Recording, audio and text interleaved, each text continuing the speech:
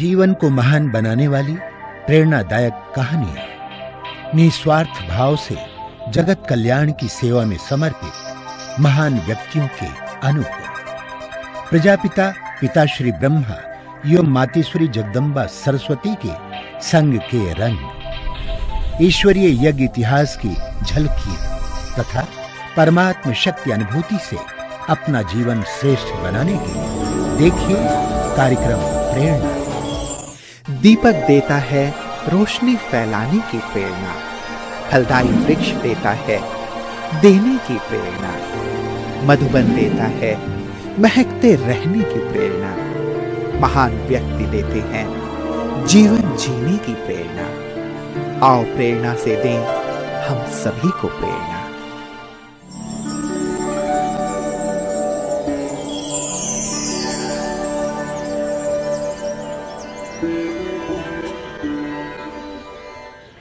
नमस्कार, आइए प्रेरणा कार्यक्रम में आपका हार्दिक स्वागत है। साथियों, इस कार्यक्रम में हम आपकी मुलाकात कराते हैं ऐसी प्रेरणादायी हस्तियों से जिनका संपूर्ण व्यक्तित्व निस्वार्थ सेवा करने और जीवन को दिव्य बनाने की प्रेरणा देता है। ये वो महान आत्माएं हैं जो आध्यात्म के पथ को अपनाकर ईश्वरीय प्रेम का रसपान करते हुए जन जन को ईश्वर के सानिध्य का अनुभव करा रही हैं। हमें आशा ही नहीं, पूर्ण विश्वास है कि आप भी इन दिव्य विभूतियों के अनुभवों से प्रेरणा प्राप्त कर अपना जीवन श्रेष्ठ और सफल बनाएंगे। तो लीजिए, प्रस्तुत है कार्यक्रम प्रेरणा।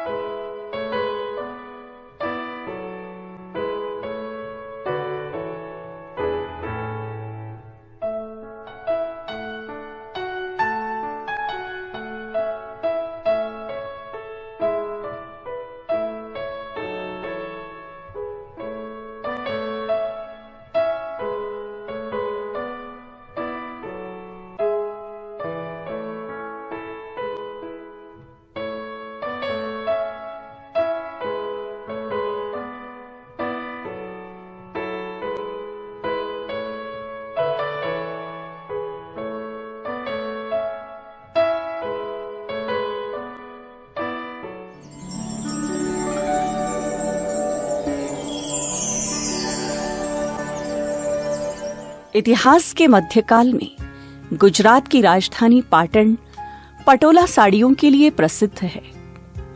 पाटन का प्राचीन नाम अनिलपुर है। कलात्मक दृष्टिकोण से देखा जाए तो पाटन जैन मंदिरों के लिए प्रख्यात है। पाटन के प्रजापिता ब्रह्मा कुमारी ईश्वरीय विश्वविद्यालय की मुख्य संचालिका के रूप में आदरणीय नीलम दीदी जी निमित्त है। नीलम दीदी का जन्म 1954 में अंबाला कैंट, हरियाणा में एक शिक्षित परिवार में हुआ। बचपन से ही आप रचनात्मक और सेवा भाव से भरपूर है। आप शांतचित्त, सरलचित्त, अंतर्मुखी, गंभीर, स्थिरचित्त आत्मा है। आपको यह ईश्वरीय ज्ञान 1958 में केवल 4 साल की उम्र में प्राप्त हुआ। 6 साल की उम्र में आपको मातेश्वरी जगदम्बा मम्मा की गोद प्राप्त हुई। मम्मा की विशेष दृष्टि ने आपके जीवन को परिवर्तन किया। मैट्रिक की पढ़ाई के बाद आप बाप दादा की विशेष प्रेरणा प्राप्त कर 1973 से दिल्ली, अजमेर, मेहसाणा आदि स्थानों पर सेवाएं देते हुए 1978 से पाटन में ही अपनी ईश्वरीय सेवाएं प्रदान कर रही हैं। जन जन को ईश्वरीय संदेश देते हुए आपने स्वच्छ स्वर्णिम भारत, युवा सम्मेलन, ध्वनि संगीत उत्सव, महिला जागृति शिविर, व्यापार में आध्यात्मिकता इत्यादि अनेक कार्यक्रमों का आयोजन किया। सन 2000 में दादी प्रकाश मणि जी के हस्त कमलों द्वारा पाटन के दिव्य दर्शन भवन का उद्घाटन हुआ। वर्तमान समय नीलम दीदी के मार्गदर्शन में 2 सेवा केंद्र, 42 गीता पाठशालाओं में 2500 से भी अधिक ब्रह्मावत्स ज्ञान, योग एवं सत्संग से अपने जीवन को महान बना रहे हैं।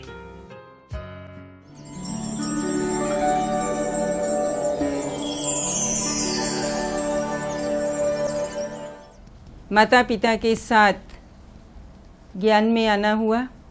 उस समय मेरी आयु लगभग 4 साल की थी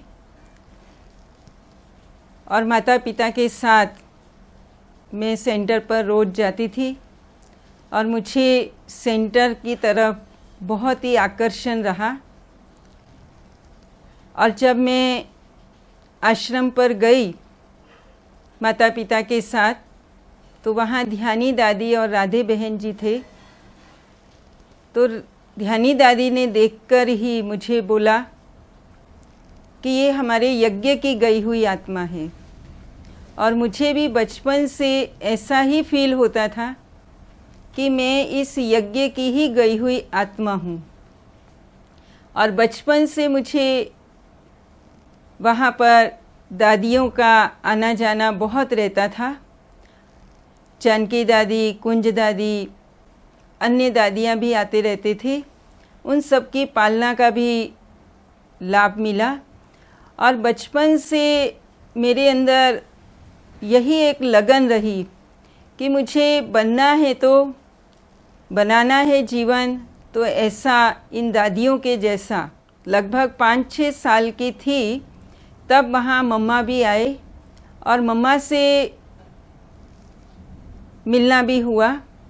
जब माता पिता मम्मा के पास गए तो ध्यानी दादी ने उनका परिचय दिया और बताया कि ये परिवार वाले हैं।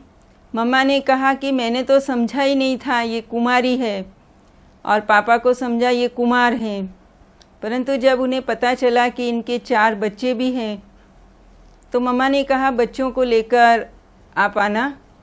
तो जब माता पिता हमें मम्मा से मिलाने ले गए और मम्मा को देखते ही मेरे को एक दिव्य आकर्षण हुआ और मम्मा ने मुझे दृष्टि दी, बहुत प्यार किया, अपनी गोदी में बिठाया और टोली भी खिलाई। ऐसा कौन है जिसको आँख से देखा नहीं जाता लेकिन दिल पहचानती है? ऐसा कौन है? शिवराम जी, बाप। बाप बेहद का बाप, हाँ, जिसको निराकार बाप कहो। शरीर के पिता को साकार, वो निराकार। तो निराकार बाप जिसको निराकार परम पिता परमात्मा कहा जाता है, वो इस आँखों से भले देखा नहीं जाता लेकिन जाना जाता है, पहचाना जाता है। ऐसे नहीं आँखों से नहीं देखा जाता है इसीलिए कोई चीज ही नहीं है, नहीं। और बचपन से ही मुझे ऐसे कई बार स्वप्न आते थे कि विनाश हो जाएगा, क्या तुम घर पर ही रहोगी, बाबा की सेवा नहीं करोगी। ऐसे ऐसे बहुत विचार आते थे।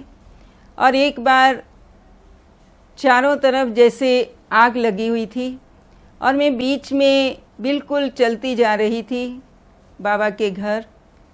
मुझे उसका कोई भी इफ़ेक्ट नहीं हुआ।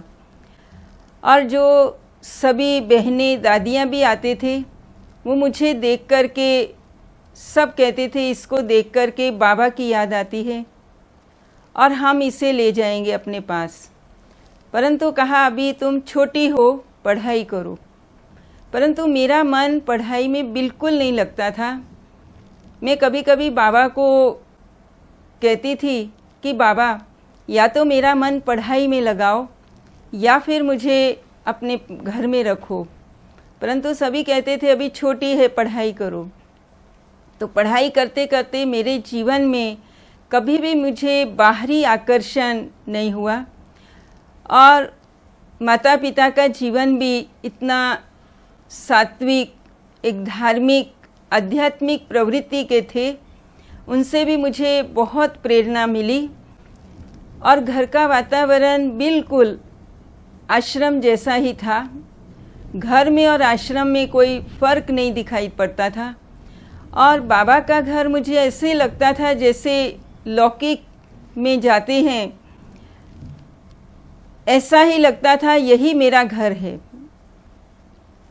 मैं अपनी सखियों को भी बाबा के घर ले जाती थी और स्कूल में भी पढ़ती थी तो सभी टीचर वो भी मेरे से बहुत प्यार करती थी।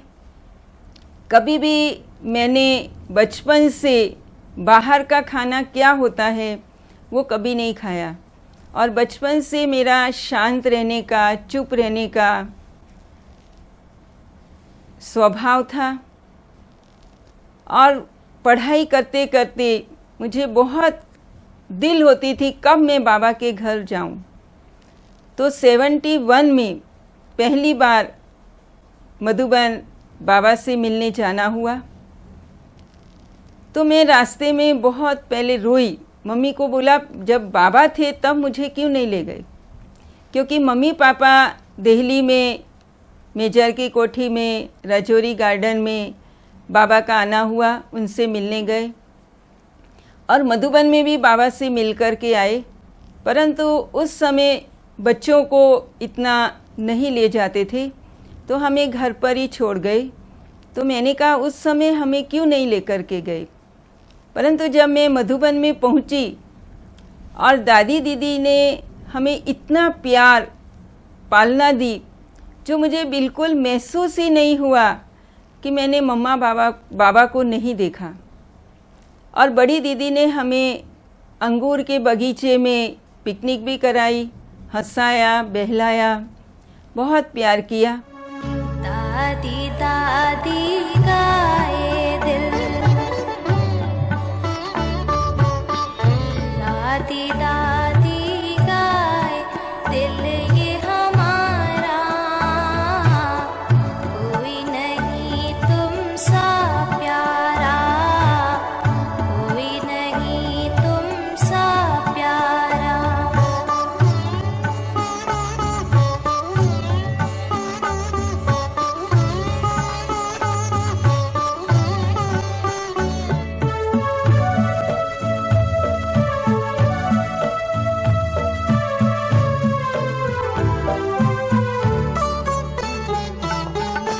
कितनी भोली है निराली माँ तेरी सूरत, सबसे अनोखी तेरी अदा है और तेरी मूरत। और पहली बार जब मधुबन में बाबा से मिलने गए तो बाबा के कमरे में बाबा आए थे और वहाँ इतना दिव्य अलौकिक वातावरण था और बाबा से मिलकर के मुझे इतनी खुशी और इतनी आकर्षण हुई और महसूस हुआ कि जैसे माना बाबा को मैंने नहीं देखा है साकार में, ऐसी मुझे भासना आई कि मैं सचमुच में जैसे बाबा से मिल रही हूँ। और लास्ट में मुझे बड़ी दीदी ने गद्दी पर बाबा के बाजू में बिठा दिया, कहा तुम भी बाबा के साथ वतन में चली जाओ। ऐसे बहुत अच्छा अनुभव। और बाबा ने भी कहा ये मेरी मस्तक मणि है, जैसे ये अपनी जीवन बना रही है ऐसे ये औरों की भी जीवन बनाएगी। ऐसा एक वरदान भी बाबा ने मुझे दिया और वही वरदान मुझे सदा आज तक भी याद रहता है और मैं उस वरदानों से पलती रहती हूँ और अपनी जीवन आगे बढ़ाती हूँ। प्रभु मिलन की मस्तियों में झूमता मन गा रहा। प्रभु मिलन की मस्तियों में झूमता मन गा रहा। पाना था जो पा लिया अब और क्या बाकी रहा। पाना था जो पा लिया अब और क्या बाकी रहा। प्रभु मिलन की मस्तियों में।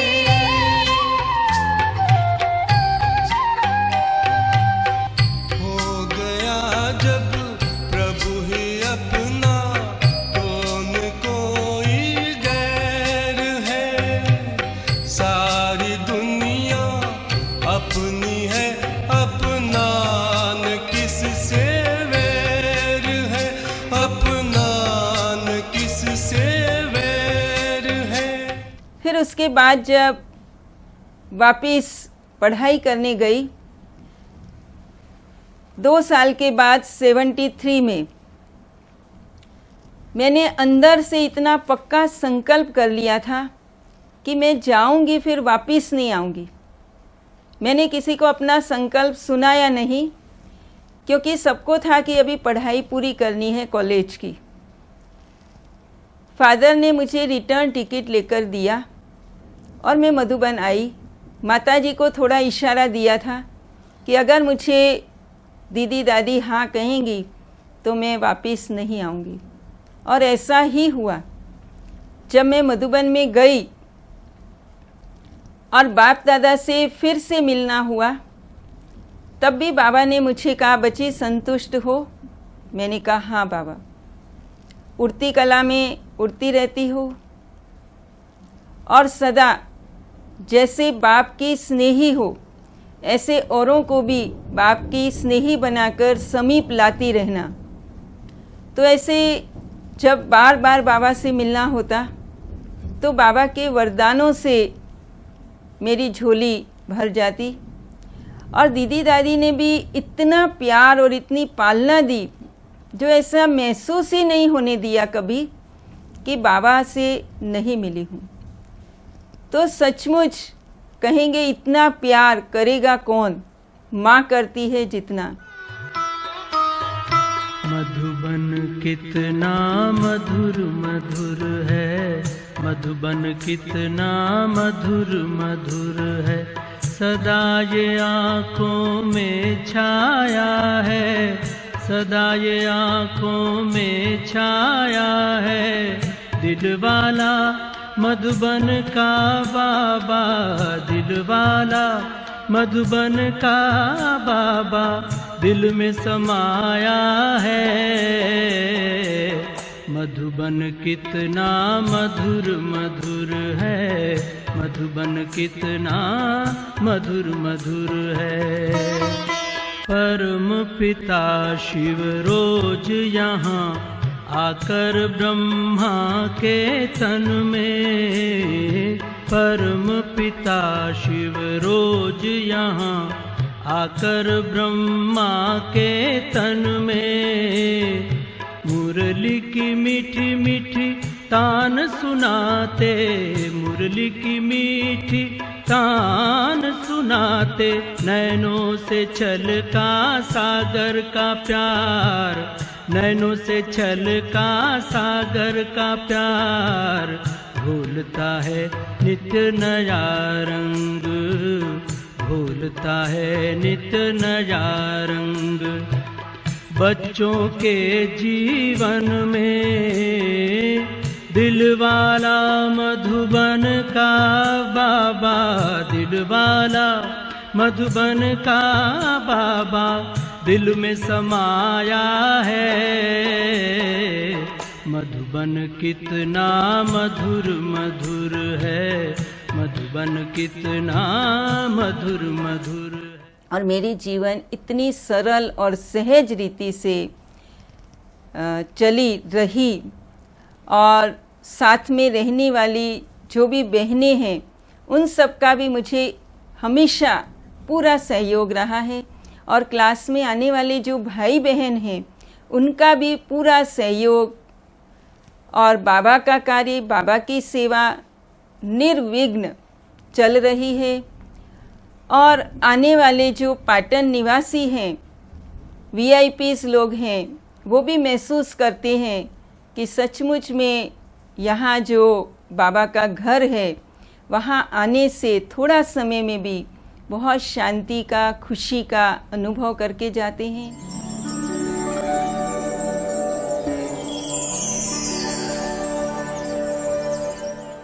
कैरिंग पावर, छोटी से छोटी बात या छोटी से छोटी कोई भी आत्मा हो, सबकी केयर करना।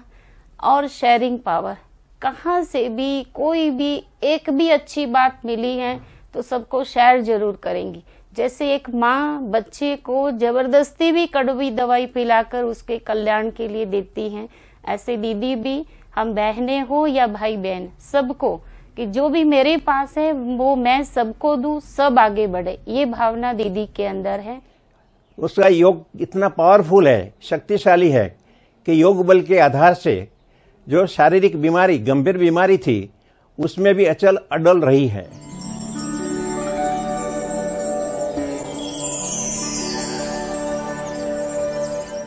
गणिकाओं, अहल्याओं का दीदी ने उद्धार किया है, तो ऐसी एक उद्धारक आत्मा के रूप में हमने उनको देखा। हमें भी लगा कि हमारे जीवन का उद्धार करना है तो हमें ऐसी ही संस्था के साथ जुड़ना चाहिए। उसमें सहन शक्ति बहुत है, संतुष्टता भी बहुत है, शीतल स्वभाव की है, शांत स्वभाव की है, और सबसे मिलकर चलती है। दीदी का इतना प्यार है, सागर में जितना है पानी, मन में उतनी उमंग है, मन में उतनी उमंग है, हवाएं भी हुई मस्तानी। दीदी का इतना प्यार है, सागर में जितना है पानी, सागर में जितना है पानी। हमारे अंदर उमंग, उत्साह और हिम्मत भर के हमें उड़ाती है, आगे बढ़ाती है। चाहे छोटे बच्चे चाहे बड़े हों, सबको प्यार से और रिगार्ड से व्यवहार करती हैं। दीदी सदा योग युक्त रहती है और बाबा की लगन में मगन रहती है। जो भी डिसीजन लेती है और जो भी कार्य करती है वो बाबा पर पूरा विश्वास के साथ करती है, तो उसमें अवश्य सफलता मिलती है।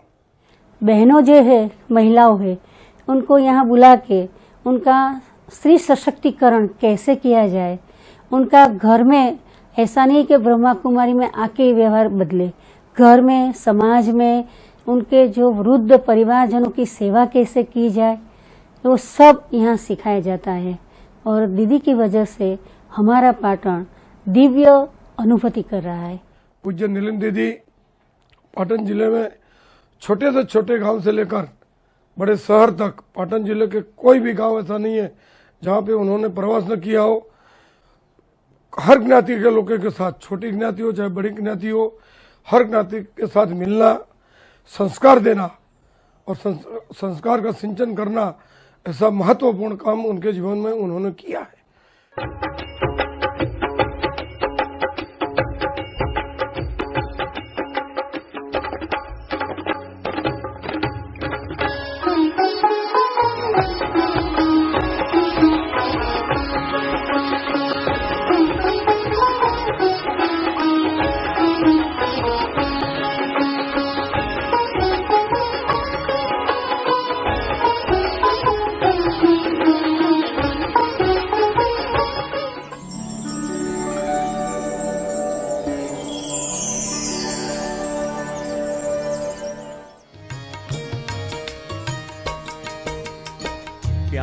बाबा जब से पाया अनुपम ज्ञान तुम्हारा हो। प्यारे बाबा जब से पाया अनुपम ज्ञान तुम्हारा। नैनों में है नूर नया दुनिया का नित्य नजारा। प्यारे बाबा जब से पाया अनुपम ज्ञान तुम्हारा। प्यारे बाबा जब से पाया अनुपम ज्ञान तुम्हारा। नैनों में है नूर नया दुनिया का नित्य नजारा। याद तेरी भूले न भुलाए, हर पल ध्यान तुम्हारा हो। याद तेरी भूले न भुलाए, हर पल ध्यान तुम्हारा हो। मतवारा दिल गाता जाए बाबा तू ही हमारा। मतवारा दिल गाता जाए बाबा तू ही हमारा। नैनों में है नूर नया दुनिया का नित्य नजारा। प्यारे बाबा जब से पाया अनुपम ज्ञान तुम्हारा। नैनों में है नूर नया दुनिया का नित्य नजारा।